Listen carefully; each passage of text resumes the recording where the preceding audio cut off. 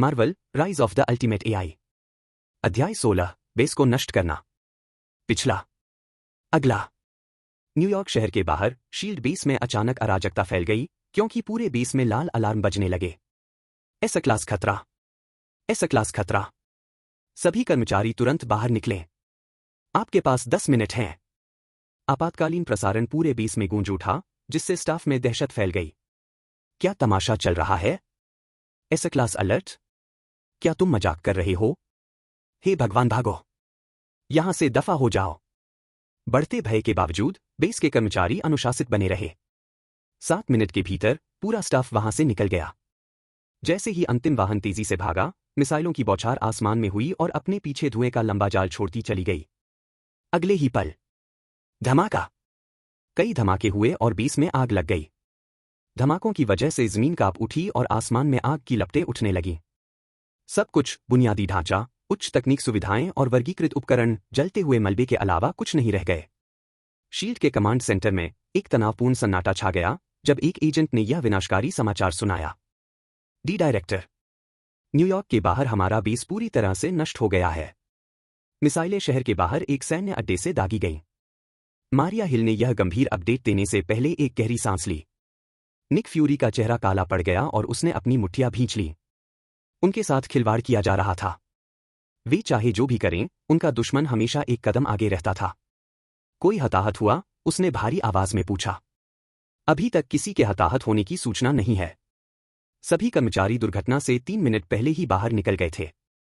हिल के शब्दों से कुछ राहत मिली, लेकिन यह फ्यूरी के कंधों पर पड़े भारी बोझ को कम करने के लिए पर्याप्त नहीं था। धत तेरी की! उन्होंने तेजी से सांस छोड़ी। उन्हें पूरी तरह से पराजित होने की भारी हताशा का एहसास हुआ। कूल्सन से कहो कि वह कोई भी जल्दबाजी वाला कदम न उठाए। किसी भी हालत में उसे जीन मेसन को भड़काना नहीं चाहिए। फ्यूरी ने आदेश दिया, उसकी आवाज में निराशा झलक रही थी। इस बीच रक्षा विभाग में सचिव गेट्स ने भी ठीक यही आदेश जारी किया। जब मिसाइलों का पता चला तो रक्षा प्रणालियों ने उन्हें रोकने का प्रयास किया। हालांकि उन्हें जल्द ही पता चल गया कि उनका उन्नत सुरक्षा नेटवर्क पहले ही हैक हो चुका है। अरबों डॉलर की लागत से निर्मित मिसाइल रोधी प्रणालियां पूरी तरह बेकार थीं। यदि कोई अन्य देश इस समय संयुक्त राज्य अमेरिका पर युद्ध की घोषणा कर दे तो वे अपना बचाव भी नहीं कर पाएंगे। इस भयावह वास्तविकता ने रक्षा विभाग को आपातकालीन निर्देश जारी करने पर मजबूर कर दिया, किसी भी परिस्थिति में दुश्मन से न भिड़े। बैक्सटर बिल्डिंग के अंदर पागलों को न भड़काए। बैक्सटर बिल्डिंग के बाहर कॉल्सन और उनकी टीम ने नए ऑर्डर प्राप्त किए। हालांकि वे अनिच्छुक थे, लेकिन उन्हें पता था कि यह सबसे अच्छा तरीका था। हमला करने के बजाय उन्होंने इमारत के चारों ओर एक घेरा बना लिया और बाहर से हर गतिविधि पर नजर रखी। लेकिन स्थितियां आदर्श से कोसों दूर थीं।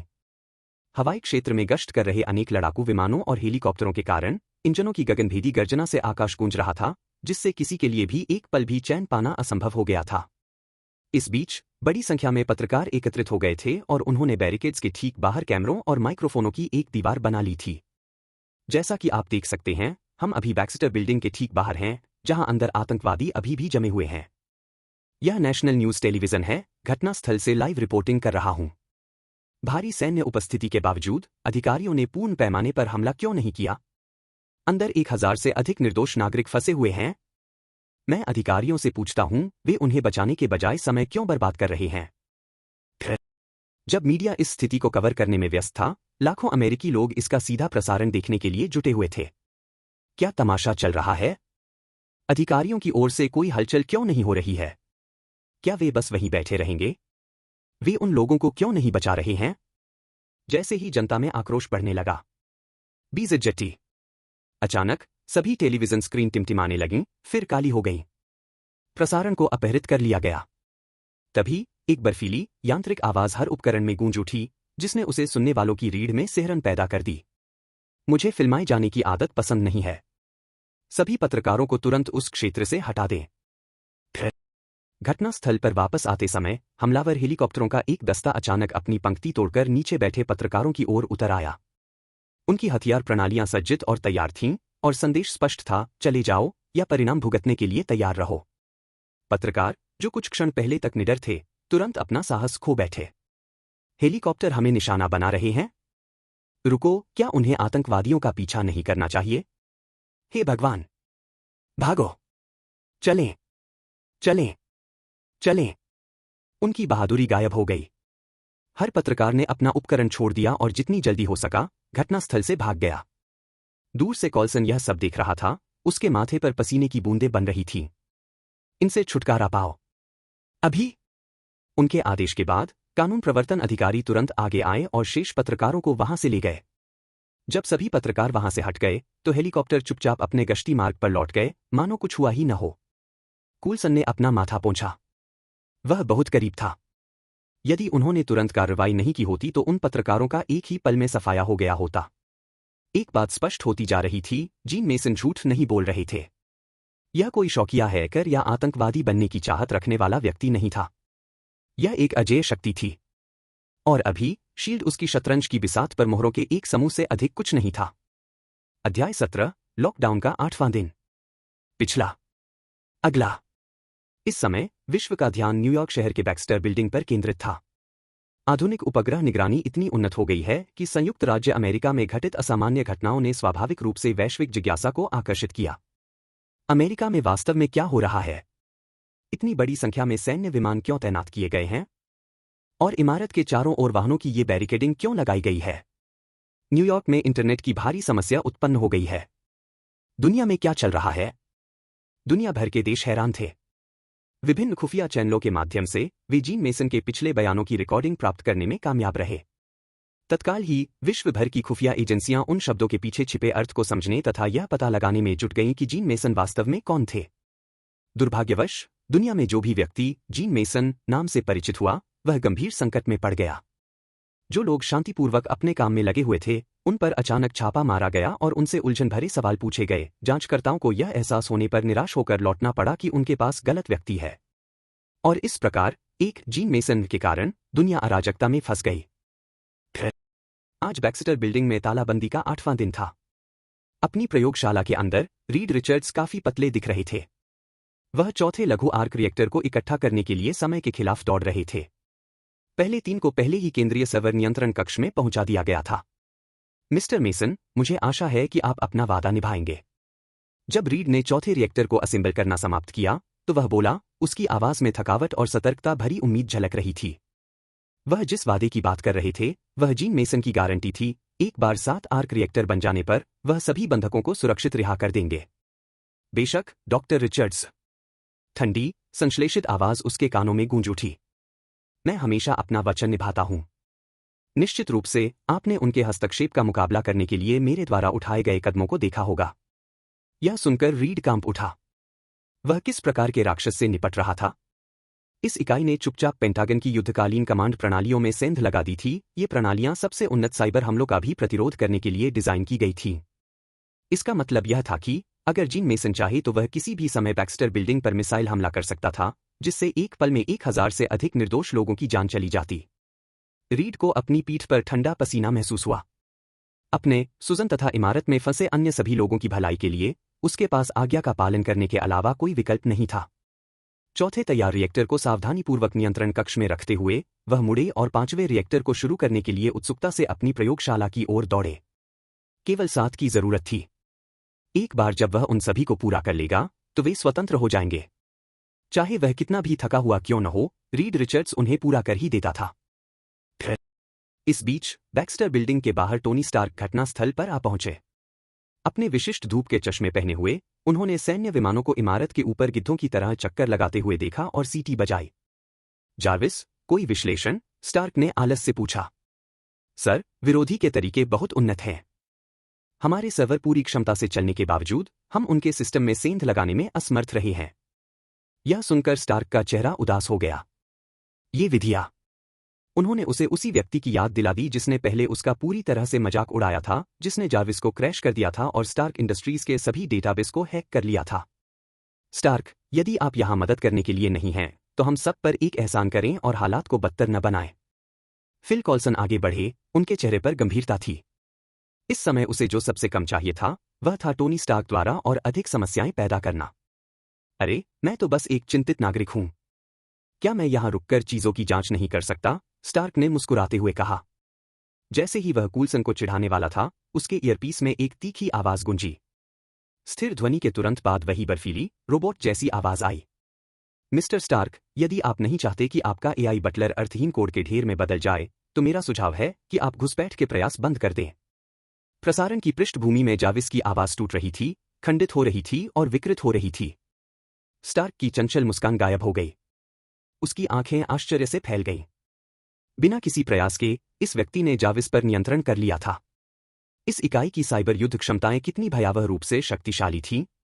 इसमें अब कोई संदेह नहीं था, यह वही व्यक्ति था जिसने स्टार्क इंडस्ट्रीज में घुसपैठ की थी। आखिर तुम क्या चाहते हो? स्टार्क ने पूछा, उसकी आवाज में अब कोई अहंकार नहीं था। स्टार्क टॉवर पर वापस जाओ। अभी। कॉल समाप्त हो गई। स्टार्क ने अपने कान से ईयरपीस निकाला और उसे जमीन पर पटक दिया। हताशा में उसका जबड़ा भींच गया। उसने आखिरी बार बैक्स्टर बिल्डिंग को एक लंबी, कड़ी नजर से देखा और फिर वहां से सीधे स्टार्क टॉवर की ओर चला गया। उन्हें जाविस का तुरंत निदान करने की आवश्यकता थी, कुछ बहुत ही गलत था। स्टार्क के चले जाने के बाद तनावपूर्ण गतिरोध पुनः शुरू हो गया। कूलसन ने गंभीर चेहरे के साथ अन्य शील्ड एजेंटों से नजरें मिलाईं। उनके ऊपर सैन्य विमान लगातार गश्त करते रहे, उनके इंजन आकाश में गर्जना करते रहे। कूलसन को गहराई से पता था कि वे पहले ही यह लड़ाई हार चुके हैं।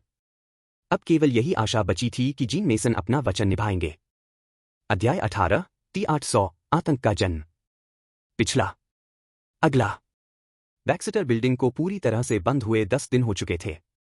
पहली बार निक फ्यूरी व्यक्तिगत रूप से घटनास्थल पर पहुंचे। डायरेक्टर, आज लॉकडाउन का 10वां दिन है। जीन मेसन ने जो कहा है, उसके अनुसार आज वह सभी को रिहा कर देंगे, फ्यूरी के पास खड़े होकर कॉल्सन ने बताया। वर्तमान स्थिति क्या है? जीवन डिटेक्टर क्या दिखा रहे हैं? फ्यूरी ने पूछा, उसकी एक आंख ऊंची इमारत पर टिकी थी। अंदर मौजूद सभी लोग जीवित हैं। कुछ व्यक्तियों की जीवन शक्ति थोड़ी कमजोर है, जो संभवतः कुपोषण के कारण है, कॉल्सन ने उत्तर दिया। इस बीच रीड की प्रयोगशाला के अंदर वैज्ञानिक शीघ्रता से अंतिम लघु आर्क रिएक्टर को इकट्ठा कर रहे थे। जैसे ही यह आखिरी टुकड़ा पूरा हो जाएगा, वे सभी स्वतंत्र हो जाएंगे। लेकिन एक बात अभी भी उसे समझ में नहीं आई, जीन मेसन इस बात पर क्यों जोर दे रहे थे कि आर्क रिएक्टरों को सेंट्रल सर्वर कंट्रोल रूम के अंदर रखा जाए? क्या उन्हें बिल्डिंग से बाहर नहीं ले जाना चाहिए? इस प्रश्न का उत्तर शीघ्र ही स्पष्ट हो जाएगा। बैक्स्टर बिल्डिंग के केंद्रीय सर्वर नियंत्रण कक्ष के अंदर एक चिकना, चांदी सफेद मानव आकृति मंद प्रकाश में चुपचाप खड़ी थी। मशीन का शरीर अनगिनत केबलों से जुड़ा हुआ था, जिनमें से प्रत्येक में हल्की चमक थी। इसमें मानव हड्डियों के मॉडल पर बना एक कंकाल फ्रेम था, जो पूरी तरह से धातु से बना था। टिमटिमाती रोशनी में यह किसी राक्षसी चीज से कम नहीं लग रहा था। इसकी उजागर धातु की खोपड़ी और चमकती इलेक्ट्रॉनिक आंखें इसे ऐसी उपस्थिति प्रदान करती थीं कि रीढ़ में सिहरन पैदा हो जाती थी। इसके चारों ओर औद्योगिक रोबोट सावधानीपूर्वक काम कर रहे थे तथा इसके शरीर में अंतिम समायोजन कर रहे थे। T-800 तोप के गोले के रूप में काफी अच्छा हो सकता है, लेकिन मेरे लिए यह बहुत कमजोर है। जीन मेसन की आवाज में फुसफुसाहट सुनाई दी। उनकी चेतना आंशिक रूप से रोबोट फ्रेम में एकीकृत थी। अभी तो यही करना होगा। एक बार मैं बाहर आ जाऊं, तो असली उन्नयन शुरू करूंगा।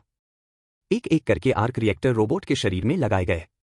जैसे ही रोबोट के ढांचे में बिजली प्रवाहित हुई, जीन मेसन ने संतुष्टि भरी सांस ली। अंततः उसे अपने अंदर ऊर्जा का एक जबरदस्त उफान महसूस हुआ। रात हुई। रीड ने आखिरकार आखिरी आर्क रिएक्टर को असेंबल करना पूरा कर लिया। इसके कोर से निकलने वाली नीली चमक लयबद्ध तरीके से स्पंदित हो रही थी, जिससे उसके थके हुए चेहरे पर एक अजीब सी रोशनी पड़ रही थी। अरे! यह हो गया, उसने पुकारा, उसकी आवाज खाली प्रयोगशाला में गूंज रही थी। वह जानता था कि जीन मेसन उसकी बात सुन लेंगे। बहुत बढ़िया। ऐसा लगता है कि आपने अपना वादा निभाया है। अब आखिरी वाला भी कंट्रोल रूम में ले आओ और मैं अपना रखूंगा। रीड ने गहरी सांस ली और फिर सावधानी से आर्क रिएक्टर को मंद रोशनी वाले गलियारे में ले गया। जैसे ही नियंत्रण कक्ष का दरवाजा खुला, रीड की सांसें उसके गले में अटक गईं। आखिर वह क्या देख रहा था? उसके सामने एक मानव सदृश मशीन खड़ी थी, एक विशालकाय चांदी की आकृति, जिसका ढांचा कंकालनुमा था, चमचमाती धातु की हड्डियां थीं तथा उसके शरीर में 6 चमकते आर्क रिएक्टर लगे हुए थे। दीवारों से लटकी मोटी केबलें यांत्रिक नसों की तरह ऐंठ रही थीं, जबकि औद्योगिक रोबोट समकालिक सटीकता के साथ घूम रहे थे। एक क्षण के लिए रीड को ऐसा लगा जैसे वह किसी दुःस्वप्न में आ गया हो। अब हम अंततः मिलेंगे, डॉक्टर रिचर्ड्स। ठंडी, कृत्रिम आवाज कक्ष में गूंज उठी। आप जीन मेसन हैं? रीड हकलाते हुए बोला। उसके सामने जो दृश्य था उसे समझने में उसे कठिनाई हो रही थी। यह वर्णन पूरी तरह सटीक नहीं है, लेकिन अभी आप मेरे बारे में ऐसा ही सोच सकते हैं। अब अंतिम आर्क रिएक्टर को मेरी छाती के स्लॉट में रख दो। रीड ने कठिन निगल लिया और हिचकिचाते हुए आगे बढ़ गया। कांपते हाथों से उन्होंने अंतिम आर्क रिएक्टर को निर्धारित डिब्बे में रख दिया। जैसे ही यह जुड़ा, सभी 7 आर्क रिएक्टर सक्रिय हो गए, जिससे पूरे कमरे में तीव्र नीली चमक फैल गई। पहली बार रीड को सचमुच कुछ अशांत करने वाला महसूस हुआ। यह ऐसा था जैसे किसी राक्षस को देख रहे हों जो सीधे स्वर्ग से निकलकर आया हो। बधाई हो, डॉक्टर रिचर्ड्स। अब आप बिल्कुल स्वस्थ हैं। मैंने लॉकडाउन हटा लिया है। आप सभी घर लौट सकते हैं। रोबोट का चेहरा मुस्कुराहट की नकल करते हुए बदल गया, हालांकि रीड की नज़र में यह दोस्ताना नहीं था। बैक्स्टर बिल्डिंग के बाहर कॉल्सन ने घबराहट से अपनी घड़ी पर नजर डाली। डायरेक्टर, आधी रात तक केवल 1 घंटा बचा है। हम क्या करें? उसकी आवाज संदेह से भरी हुई थी। क्या होगा यदि जीन मेसन अपना वचन न निभाएं? फ्यूरी जवाब देने ही वाला था कि अचानक खनक। बैक्स्टर बिल्डिंग के भारी दरवाजे, जो 10 दिनों तक कसकर बंद रहे थे, धीरे धीरे खुलने से पहले कांपने लगे। कुछ ही देर बाद लोग बाहर निकलने लगे। नहीं, वे भगदड़ मचा रहे थे। एक दुःस्वप्न से बचकर भागने वाले हताश बचे लोगों की भीड़ की तरह भवन के कर्मचारी खुली हवा में भागे। उनके चेहरे पीले पड़ गए थे, उनकी आंखें थकान और राहत से भरी हुई थीं। हटो! व्यवस्था बनाए रखो, फ्यूरी चिल्लाया। उनकी पहचान सत्यापित करें, उनमें से हर एक की। बिना अनुमति के कोई भी बाहर न निकले। लेकिन जैसे ही शील्ड एजेंट अराजकता को नियंत्रित करने के लिए आगे बढ़े, उन्मत्त भीड़ अचानक अपनी जगह पर जम गई। उनके चेहरे पीले पड़ गए। उनकी आंखें भय से चौड़ी हो गईं। रात में धातु की खनक गूंजती रही, जब छाया के भीतर से भारी कदमों की आवाजें आती रहीं। और तब अंधेरे को चीरती हुई चमकती नीली आंखों की एक जोड़ी दिख रही थी। मादरफो! फ्यूरी की आवाज मुश्किल से उसके होठों से निकली। यहां तक कि आमतौर पर शांत रहने वाले कोल्सन भी उस विशालकाय चांदी की मशीन को इमारत की गहराई से निकलते देख स्तब्ध खड़े रहे। एक चलता फिरता स्टील दुःस्वप्न। एक क्षण के लिए तो उन्हें डर लगा, मानो वे किसी विज्ञान कथा फिल्म में आ गए हों। अध्याय 19, परम एआई का उदय। पिछला। अगला। भारी धातुमय कदमों के साथ जीन आगे बढ़े। उनके हर कदम में शांति की गूंज आ रही थी, और वहां सभी लोगों की आत्माओं में गूंज हो रही थी। निक फ्यूरी, जो सबसे आगे खड़ा था, उसने अपनी मुट्ठियां भींच ली। उसकी एक अच्छी आंख खुली हुई थी क्योंकि उसने खुद को अपने अंदर घुसेती हरकतों के लिए मजबूर किया था। यह क्या? सब्जेक्ट जीन मेसन हो सकता है? आप जीन मेसन हैं? फ्यूरी ने पूछा। मुद्रा में तनाव के बावजूद उसकी आवाज स्थिर थी। उसके सामने सिल्वर की परतदार रोबोट अपना सिर थोड़ा सा चमकता हुआ दिखाई दे रहा था। उसकी डरावनी लाल आंखें धुंधली रात में अंगारों की तरह चमकती दिख रही थीं। तकनीकी तौर पर कहा तो हाँ, जीन की आवाज एक कर्कश इलेक्ट्रॉनिक गुनगुनाहट थी, भावनाहीन लेकिन चिंता करने वाली इंसान सी। तुम कौन हो? फ्यूरी ने जोर देकर कहा। क्या तुमने ये कौन सी शील्ड बनाई है? हाँ, जीन लगभग खुश लग रहा था।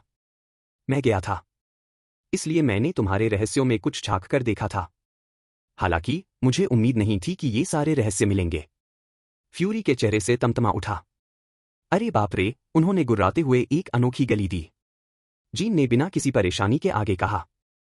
मैं बस आपको नमस्ते कहने आया हूं और इतने दिनों तक मुझे सुरक्षित रखने के लिए आपका कौशल विज्ञापन करना चाहता हूं। आखिरकार आपने मुझे हथियार और सुरक्षा मुफ्त में दी है। फ्यूरी का जबड़ा इतना खराब हो गया था कि ऐसा लग रहा था कि वह टूट गया। आखिर वह क्या बक्सा कर रही है? वे हथियार नकली इस्तेमाल के लिए नहीं थे। उन्हें खेत में ले लिया, क्रोधित सामान डाला। बहुत ऊपर सैन्य विमान को अभी भी चक्कर आ रहे थे। उनके पायलट जीन पर नजर रखी जा रही थी, लेकिन किसी ने भी गोली की आंख नहीं देखी। इस बीच कुछ साहसी पत्रकार हाथों में कैमरे के लिए आसपास की छतों पर चढ़ गए थे। एक जीन ने उपलब्धि हासिल करने की तस्वीर ली, लेकिन जब उसने अपनी स्क्रीन चेक की तो उसका हाथ जोर से कांपने लगा कि कैमरे की पकड़ से उसका फ्लिकर जमीन पर गिर गया। आखिर वह चीज क्या है? जीन ने मानो किसी पुराने परिचित को विदाई देते हुए एक डरावना मस्कारा दिया। ठीक है, तो मैं चलता हूं। 3 भारी भरकम हेलीकॉप्टर से लैस हेलीकॉप्टर अपने स्ट्रक्चर रोड की ओर उतरे। जैसे ही वे दक्षिण से 10 मीटर ऊपर उतरे, जीन ने नीचे कदम बढ़ाया। एक विस्फोटक शक्ति विस्फोट के साथ उसका धातु शरीर थोड़ा मुड़ा हुआ, फिर हवा में उछल गया। सड़क पर एक जोरदार धमाका हुआ, जब उसकी उड़ान की प्रतिपूर्ति के नीचे उसका जोरदार धमाका हुआ। तीसरी ताकतवर से ऊपर चढ़ने पर उनके धातु के फ्रेम तनाव के कारण कराह रहे थे। जमीन से भी फ्यूरी तनावग्रस्त धातु की तेज आवाजें सुन सकते थे। आकाश में सभी लड़ाकू विमान और हेलीकॉप्टर अपनी दिशा बदलकर जीन के उड़ान का पीछा करने लगे। फ्यूरी समंदर में जाम हो गया और लुप्तप्राय विमान देखने को मिला। उसके चेहरे की मौत से तमतमा उठा उसके गुस्से से जल रही थी। मादरचोद, उसने दांत पीसते हुए कहा। अपने जीवन में उसे कभी भी असमानता का एहसास नहीं हुआ। वह अनोखी विचित्र घटनाएं देखता था, लेकिन यह तो बिल्कुल किसी लानत मलामत वाली साइंस फिक्शन हॉरर फिल्म की तरह थी। ऐसा लग रहा था मानो वह एक असहाय शिकार था जो किसी शिकारी के जाल में फंस गया था और जीन मेसन उसे देख रहा था और पूरे समय उसका मजाक उड़ा रहा था। उसके पीछे कूल्सन बेचैनी से हिल गया। डायरेक्टर, अब क्या? फ्यूरी ने तेजी से सांस छोड़ी और आदेश दिया। लेवल 10 क्लियरेंस सर्च शुरू करो। मैं बैक्स्टर बिल्डिंग और आसपास के इलाकों के हर कोने की तलाशी लेना चाहता हूं। इसमें उन सभी रिपोर्टरों को शामिल किया गया है। जब तक हमें पता न चल जाए कि आखिर हुआ क्या है, तब तक कोई भी यहां से न जाए।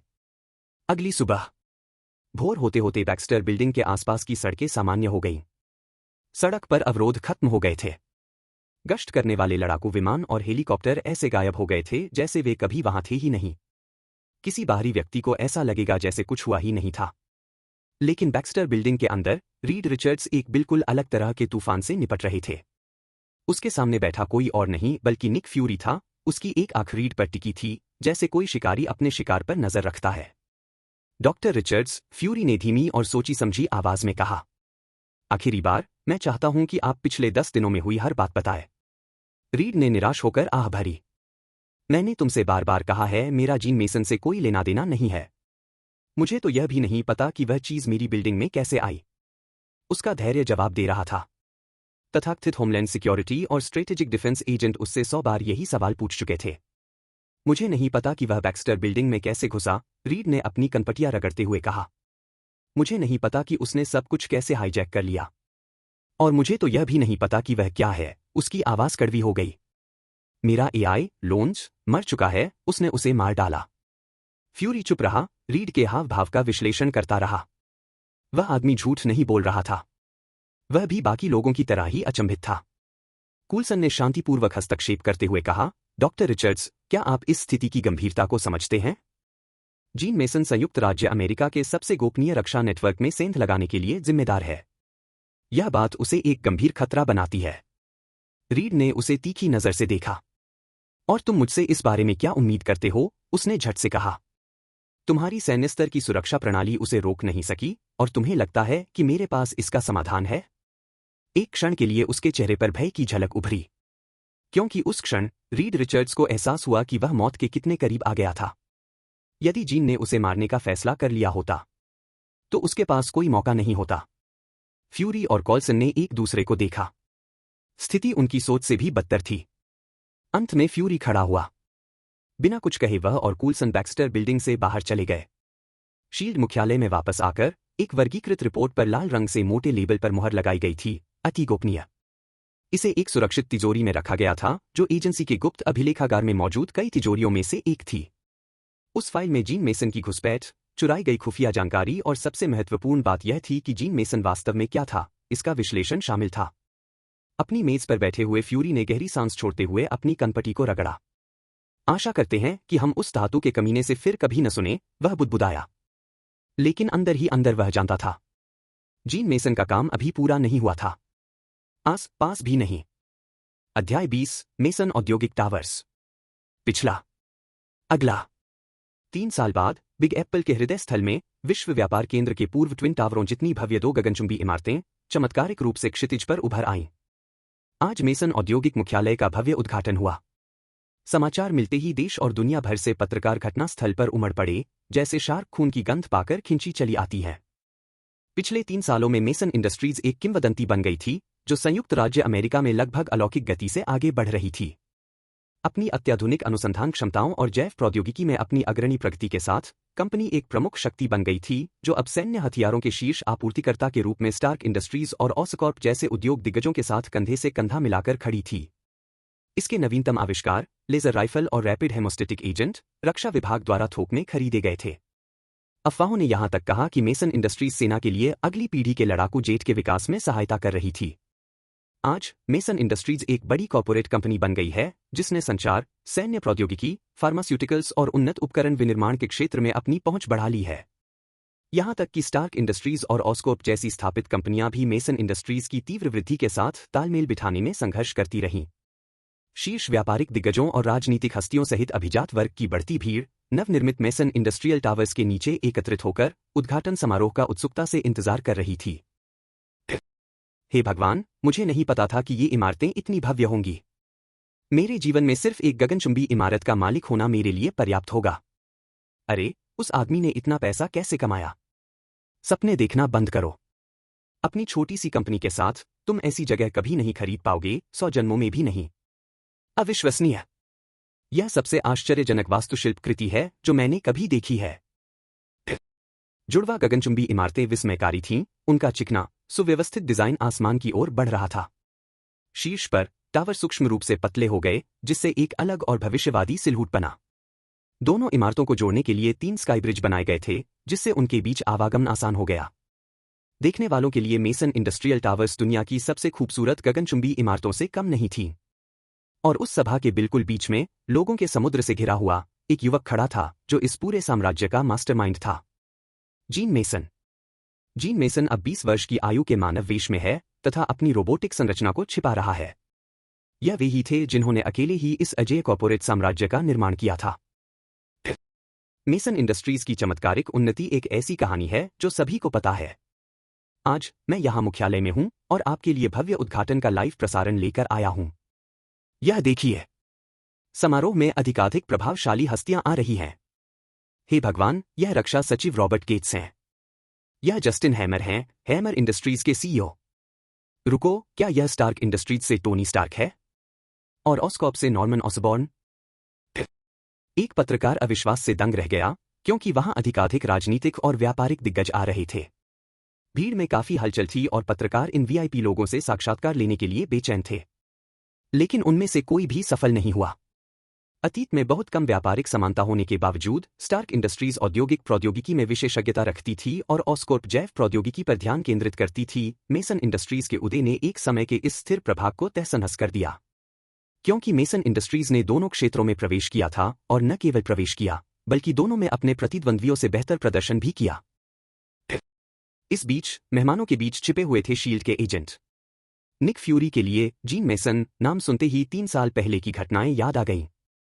शील्ड 3 वर्षों से मेसन की जांच कर रहा था, फिर भी उसे कुछ भी संदिग्ध नहीं मिला। जहां तक उनके रिकॉर्ड से पता चलता है, जीन मेसन बेदाग थे, एक खाली स्लेट। लेकिन अब भी निक फ्यूरी अपनी बेचैनी से छुटकारा नहीं पा सके।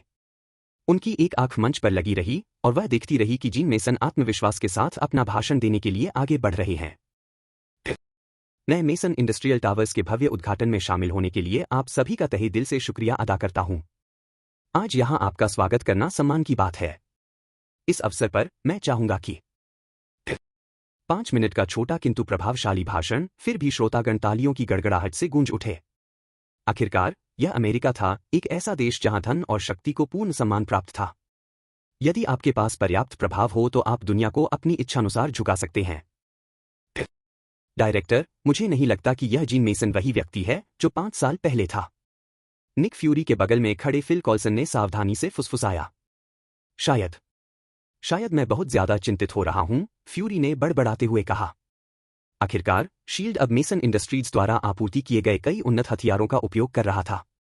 अगर जीन मेसन एक वास्तविक खतरा होते तो क्या वह उन्हें हथियार देते? कम से कम कागजों पर तो अब वह संदिग्ध नहीं रह गया था।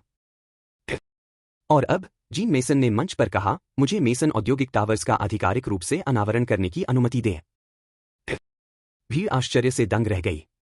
गगनचुंबी इमारतों की कांच की खिड़कियां, जो पहले सामान्य दिखती थीं, अचानक विशाल डिजिटल डिस्प्ले में बदल गईं। दोनों टावरों पर 2 प्रतीक दिखाई दिए, एक लाल और सफेद रंग का छत्र चिन्ह तथा दूसरा नीली रेखाओं का एक जाल जैसा पैटर्न। दुनिया में क्या यह जादू है? उन्होंने ऐसा कैसे किया? क्या ये मेसन इंडस्ट्रीज के भविष्य के लोगो हैं? बड़बड़ाती भीड़ के बीच टोनी स्टार्क की भौहें तन गईं। वह ठीक से जानता था कि यह क्या था। यह एक नई प्रकार की इंटरैक्टिव ग्लास प्रौद्योगिकी थी। स्टार्क इंडस्ट्रीज इस तकनीक को विकसित कर रही थी, लेकिन किसी तरह मेसन इंडस्ट्रीज ने उन्हें पीछे छोड़ दिया।